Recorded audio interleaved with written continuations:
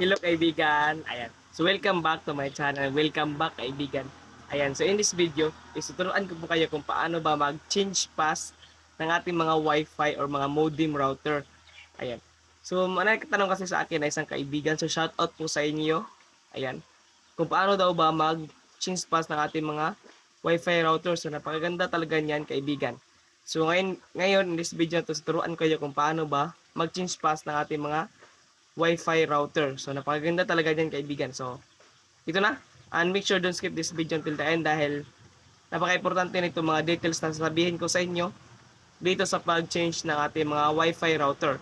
So, ang aking Wi-Fi router device ay B315. Ayan.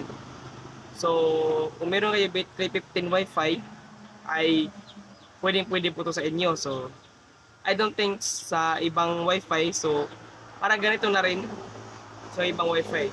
So, gayahan nyo lang po yung ginagawa ko.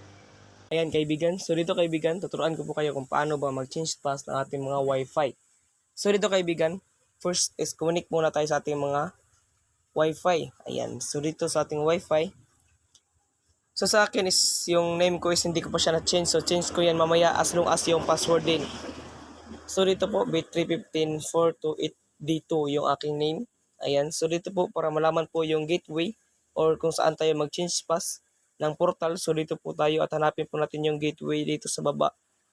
Ayan. So yung gateway is 192.168.8.1. So apply po natin yan sa ating mga browser. So back lang tayo.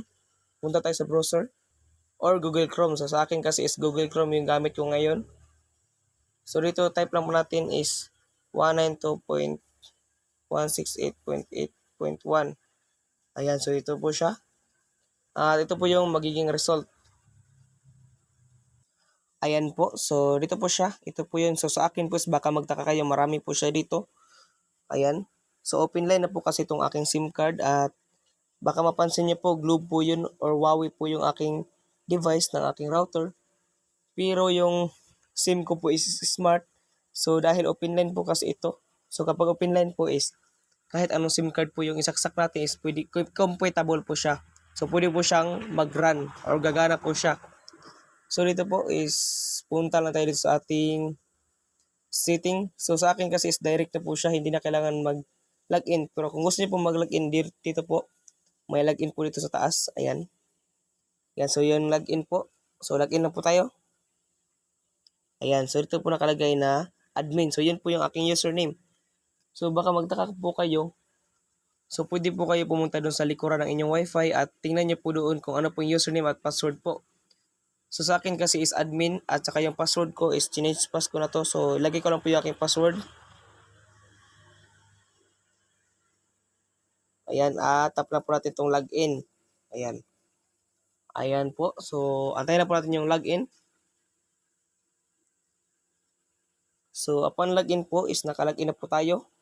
So punta lang po tayo dito sa ating, ayan, nakikita niyo po ba to? So ito po siya, yung setting. So tap po natin yung setting. Diyan po tayo mag-change pass.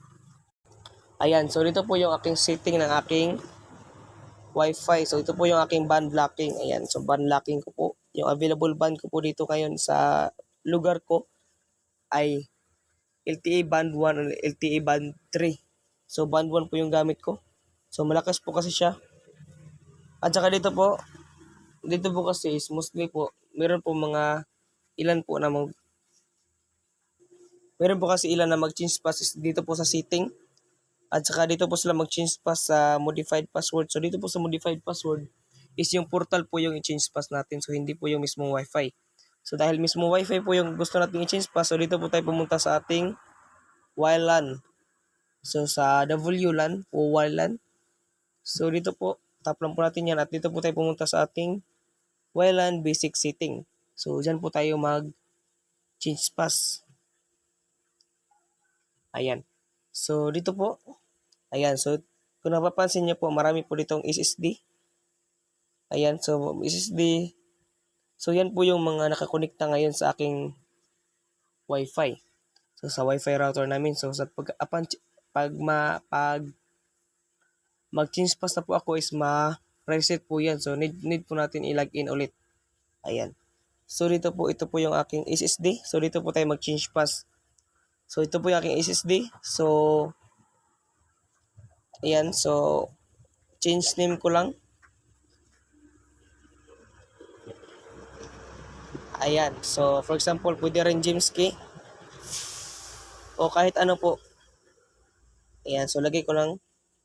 Dito po sa security mode po natin. Ayan, security mode. So wag na po natin yung baguhin. So yan po yung talaga yung rekomendasyon. At saka dito lang po sa password. So ayan, show pass lang po natin. So dito po sa password. So back lang po natin. So for example, lagay ko dito, ayan, James Key. Ayan, so yan. For example, yan po ilalagay ko. So dito po sa mode level po is middle lang po siya. So hindi po siya umabot sa high. So kapag meron po kayong mga combined password po or mga password na with letters, so magiging high po yan. So sa akin kasi simple password lang naman itong nilagay ko. Kaya hindi siya umabot sa high o sa strong password. Ayan, so ngayon is issue. Ayan, so ibahin ko na yung password. So example lang naman to. So hindi talaga yung password na ilagay ko. Ayan, so nasit ko na po yung aking mismong Wi-Fi password ko.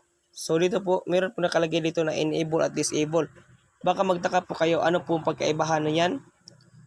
So yung ating enable po is pwede po natin makita or visible po yung ating names, which is ito po siya. Pag i-disable naman po natin, so hindi po natin siya pwedeng makita yung ating SSID or yung ating name. For example, yung Calatrava, so hindi natin siya makita. So need po natin siya i-manually selected po sa ating WPE to PSK. So doon po natin siya i-manually send yung password, modified. So ganyan. So sa akin is enable ko lang po siya. Ayan, so para po ano natin siya, ma-apply. So dito po, tap lang po natin itong apply. So okay na po yan. Okay na po yung password ko. So apply lang po natin. Ayan. So success na po siya nakalagay. So automatic po na. Ayan, so by the way kaibigan, kung gusto mo rin malaman kung paano ba mag-hack ng Wi-Fi, so meron din ako isang video dyan sa baba. So hanapin nyo lang po doon sa may random playlist.